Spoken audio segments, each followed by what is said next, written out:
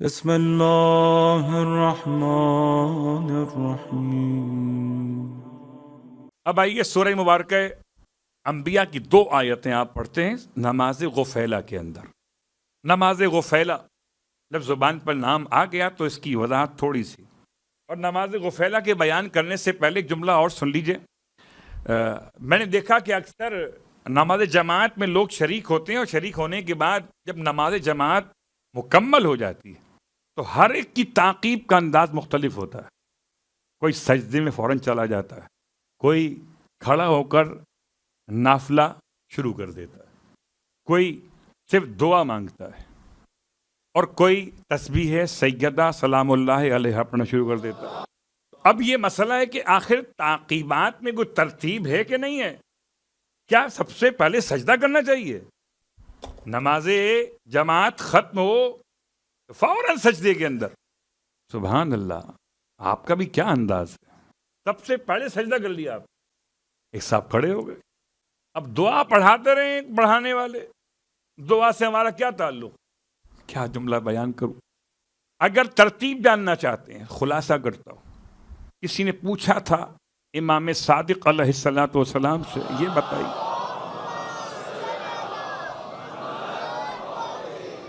مولا یہ بتائیے یہ 3 دفعہ اللہ اکبر اللہ اکبر اللہ اکبر کیوں کہتے ہیں؟ جیسے ہی آپ نے کہا السلام علیکم ورحمۃ اللہ وبرکاتہ، تو اس کے فوراً بعد سب سے پہلا کام جو ہوتا ہے، نماز ختم ہو گئی جب آپ نے کہا السلام علیکم ورحمۃ اللہ وبرکاتہ، نماز ختم ہوئی مگر نماز کا ثواب ختم نہیں ہوا۔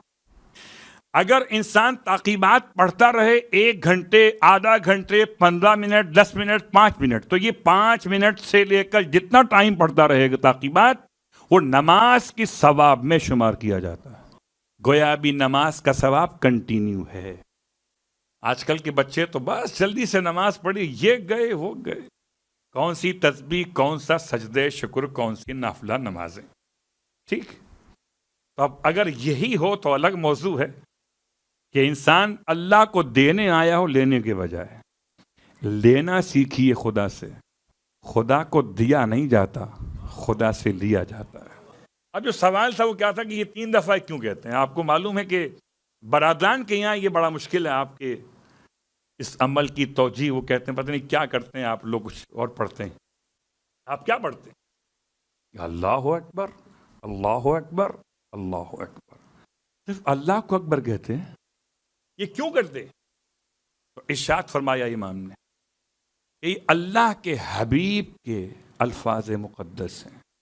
فتح مکہ کے دن، زوال آفتاب کے وقت، جب اللہ کے حبیب نے حجر اسود کو جا کر بوسہ دیا ہے تو 3 دفعہ فرمائے اللہ اکبر اللہ اکبر اللہ اکبر، اور پھر آپ نے وہ کلمات پڑھے جو کلمات کہلاتے ہیں۔ کلمات وہ کون سے؟ اس کو کہتے ہیں دعائے وحدت، لا الہ الا اللہ وحدہ وحدہ انجز وعدہ، وہ جو دعا۔ اور پھر آپ نے چہرہ پلٹا اپنا اور تمام سے فرمایا کہ ایھا الناس، جو شخص بھی اپنی نماز کے فوراً بعد یہ 3 تکبیرات کہہ کر یہ دعا پڑھے گا تو وہ اسلام اور لشکر اسلام کی فتح کا شکریہ ادا کرے گا۔ اصلاً یہ 3 مرتبہ تکبیر کہنا یہ اللہ کے حبیب کی سنت ہے، فتح مکہ سے چلی ہے۔ جس کو اسلام کی لشکر کی فتح یابی سمجھ میں آتی ہے وہ کہے گا۔ تو کیوں کہیں گے فرار کے چاہنے والے؟ کیونکہ فتح کا تعلق تو فرار سے نہیں ہے، یہ تو کرار سے ہے۔ تو بات چلی کہاں سے کہاں پر آ گئی کہ ہم نماز کے بعد کیا کریں؟ سب سے پہلا کام کیا کریں؟ یہ تو 3 مرتبہ اللہ اکبر، اس کی روایت الگ۔ 1 مرتبہ لا الہ الا اللہ، اس کی روایت الگ۔ دعائے وحدت، اس کی روایت 3 مرتبہ تکبیر کے ساتھ، لیکن ترتیب میں سب سے افضل ہے تسبیح سیدہ، پہلو بدلے بغیر۔ جس حالت میں تشہد مکمل کیا، سلام پڑھا ہے، اسی حالت میں بیٹھے ہوئے اپنے حالت کو تبدیل کرنے سے پہلے جب آپ سجدہ کریں گے تو آپ کی حالت تبدیل ہو جائے گی۔ جب آپ نماز نافلہ پڑھیں گے تو لامحالہ کھڑے ہو جائیں گے. تو سب سے افضل ہے تعقیبات میں وہ ذکر جسے امام فرماتے ہیں کہ ذکر کثیر ہے پروردگار کا. تسبیح سیدہ فاطمۃ الزہرا صلوات اللہ علیہا پڑھیے. پھر تسبیح سیدہ پڑھنے کے بعد 3 دفعہ استغفار پڑھیے. خدا سارے گناہ بخش دیتا ہے. تو نماز غفیلہ کب پڑھیں گے؟ نماز غفیلہ ہے پھر نماز نافلہ. مگر کون سی نافلہ ہے؟ مغرب کی نافلہ الگ ہے اور یہ ایک عام نافلہ ہے. نافلہ ہر اس نماز کو کہتے ہیں جو واجب نہ ہو، فرض نہ ہو، نافلہ کہتے ہیں. آپ نافلہ کہیں، وہ نفل کہتے ہیں. کوئی حرج نہیں، بات برابر ہے.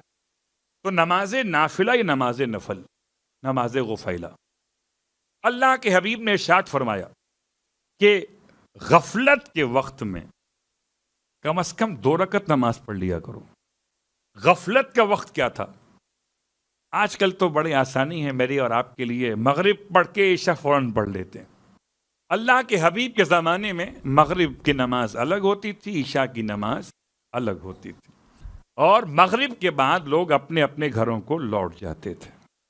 جیسے ہی مغرب ختم ہوئی لوگ اپنے گھر چلے گئے، اور گھر جا کر پھر کھا پی کر، جو کہ عشاء گھنٹے 1.5 گھنٹے بعد ہوتی تھی، اس لحاظ سے آتے تھے.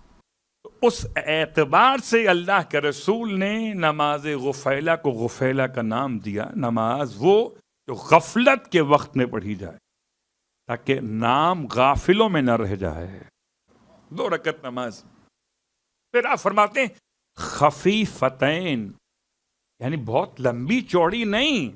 بھوک لگی ہے، لوگ انتظار میں ہوتے ہیں نا، کھانا کب پکے. اگر آپ کھانا بہت لیٹ کھاتے ہیں، 2 رکعت نماز ہلکی سی پڑھ لو. کیا ہلکی مطلب؟ کہ صرف الحمد پہ اکتفا کر لو. یہ میں ان کے لیے پڑھ رہا ہوں کہ جن کو اگر یہ آیتیں یاد نہیں ہوتی نا تو پریشان نہ ہوں.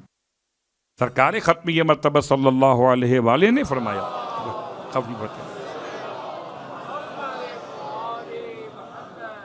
2 رکعت نماز نیت کریں، نماز غفیلہ پڑھتا ہوں قربتاً الی اللہ. اللہ اکبر، الحمد، رکوع، 2 سجدے، پھر کھڑے ہوئے، الحمد، قنوت، رکوع، 2 سجدے، تشہد، سلام، ختم. کتنا وقت لگے گا؟ یہ ہے نماز غفیلہ. اب روایت امام جعفر صادق علیہ السلام کی.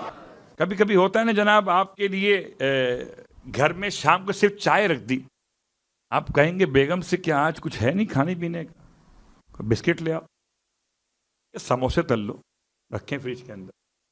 ہوتا ہے نا. تو شام کی چائے کے ساتھ کچھ وائے ہو جائے. تو اب اگر 2 رکعت نماز ہی پڑھنا ہے تو اس میں کچھ وائے بھی ہو جائے. تو جس کو وائے نہ ملے تو خالی کچھ نہ ہونے سے ہونا بہتر ہے. 2 رکعت نماز تو پڑھ لے. لیکن اگر 2 رکعت نماز پڑھنے کے بعد کچھ اس میں چاہتا ہو کہ تھوڑا سا ٹیسٹ ڈیولپ ہو جائے اور بھی، تو سورہ انبیاء کی 2 آیتیں، آیت نمبر 87، آیت نمبر 88، اور یہ دونوں آیات جناب یونس کے بارے میں ہیں، ورنہ میں یہاں تک آتا ہی نہیں. وَظَنُّونَ إِذْ ذَهَبَ مُغَاضِبًا فَظَنَّ أَن لَّن نَّقْدِرَ عَلَيْهِ فَنَادَىٰ فِي الظُّلُمَاتِ أَن لَّا إِلَٰهَ إِلَّا أَنتَ سُبْحَانَكَ إِنِّي كُنتُ مِنَ الظَّالِمِينَ فَاسْتَجَبْنَا لَهُ وَنَجَّيْنَاهُ مِنَ الْغَمِّ وَكَذَٰلِكَ نُنجِي الْمُؤْمِنِينَ. قسم بخدا، خدا نے ایسے ائمہ عطا کیے کہ حضرت یونس کے ان کلمات کے ساتھ ساتھ ہمارا بھی بھلا کر گئے. وَكَذَٰلِكَ نُنجِل، جیسے خدا نے حضرت یونس کو نکالا مچھلی کے پیٹ سے، ایسے خدا مومنوں کو نکالتا ہے مشکلات سے. اس کے بعد بھی آپ پریشان ہوتے ہیں. اس نماز کے الفاظ ہیں وَكَذَٰلِكَ نُنجِل الْمُؤْمِنِينَ. اللہ اکبر. اب تصور کیجئے کہ حضرت یونس کہاں پہ رہے تھے؟ فلیٹ کے اندر؟ کہاں تھے؟ صحرا میں؟ نہیں. کہاں تھے؟ بند کمرے میں؟ نہیں. کہاں؟ تندور؟ نہیں. کہاں تھے؟ مچھلی کے پیٹ کے اندر تھے. اور مچھلی کے پیٹ میں کیا آرام کر رہے تھے؟ صرف مچھلی کو ایک حکم تھا کہ ہڈیاں نہیں توڑے گی، ہڈیاں نہیں توڑی، مگر جسم ایسا ہو گیا جیسے بچے کا ہوتا ہے. میں نے پورا واقعہ چھوڑ دیا، صرف خاص پیغام پر آ گیا۔ ایسا جسم ہو گیا جیسے کسی نیو بورن بیبی کا ہوتا ہے۔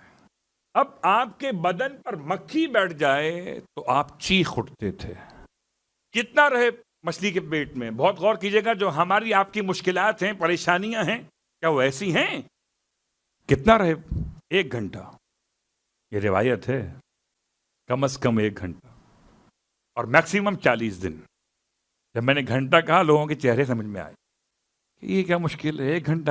ایک روایت 40 دن کی بھی ہے، تو مشہور کے مقابل غیر مشہور روایت بھی یاد رکھیے گا، 1 گھنٹہ بھی ہے۔ اب کیوں رہے؟ ذنون اذ ذہب مغاضبا، جب وہ چلے غضب کی حالت میں۔ یاد رکھیے، غضب کی حالت میں چلنا ترک اولا ہے۔ فظنّا ان لن نقدر علیہ، پھر یہ گمان کر رہے تھے کہ کیا ہم ان پر قادر نہ ہو پائیں گے۔ قرآن مجید میں جناب یونس کو عجیب نام دیا گیا، میں کیا پڑھوں؟ آبق، الف سے، عین سے نہیں، الف بے قاف قینچی والا، آبق۔ آبق کہتے ہیں بھاگے ہوئے غلام کو۔ یہ کب کا جملہ ہے؟ جب آپ پہنچے کنارے دریا کے، کشتی تیار تھی اور کشتی میں پہلے سے سب کی سیٹیں بک تھیں۔ اب اگر ہو کوئی ایسی ایئر لائن جو اوور بکنگ کر دے، وہ الگ مسئلہ ہے، تو آخر میں کیا ہوگا؟ پھر اوور لوڈ ہو جائے گی، سامان بھی لوڈ تھا۔ اور اب آپ نے بڑی ریکویسٹ کی اس کو، کیونکہ آپ 2 لوگ تھے، ایک آپ تھے اور وہ ساتھ میں عابد تھا۔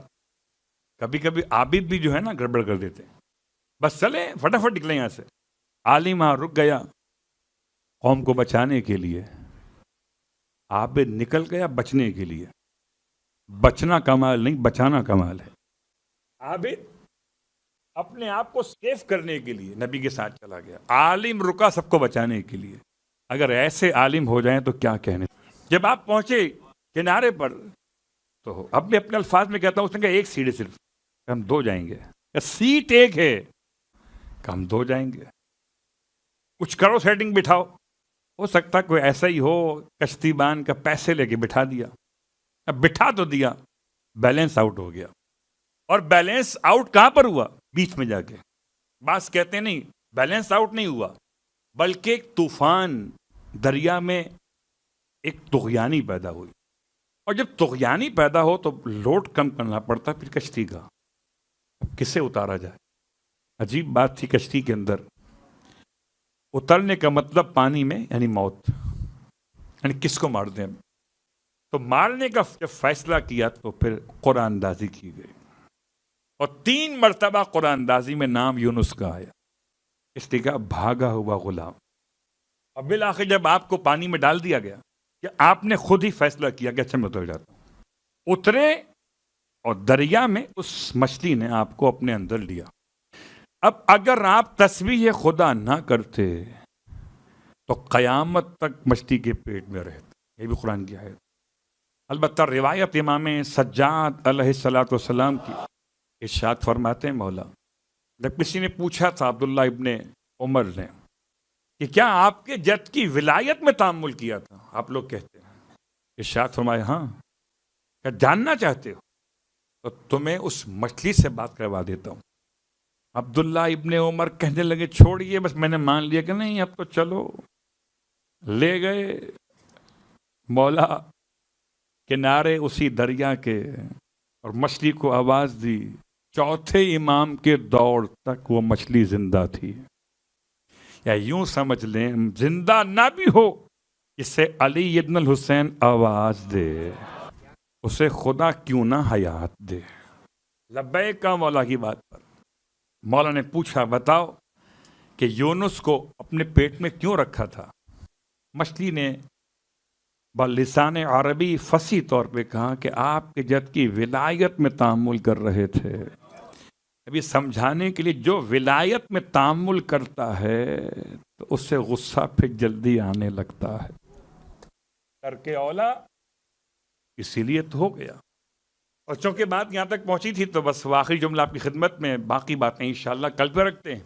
وہ نماز غفیلہ کی رکعت اول تو بیان کی تھی میں نے، مجھے یاد ہے وہ ترجمہ کرتے کرتے وہاں نکل گیا دریا پر. نماز غفیلہ کی رکعت دوم میں کیا پڑھیں گے؟ سورہ انعام کی آیت نمبر 59.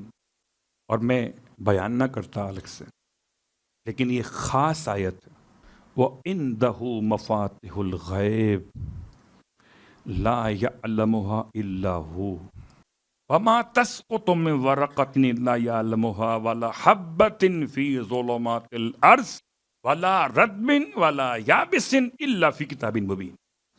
یہ پوری آیت میرے اور آپ کے عقیدے کی اصلاح کے لیے. پہلی رکعت میں آیت نجات دینے کے لیے مشکلات سے، دوسری رکعت میں آیت عقیدہ سنبھالنے کے لیے.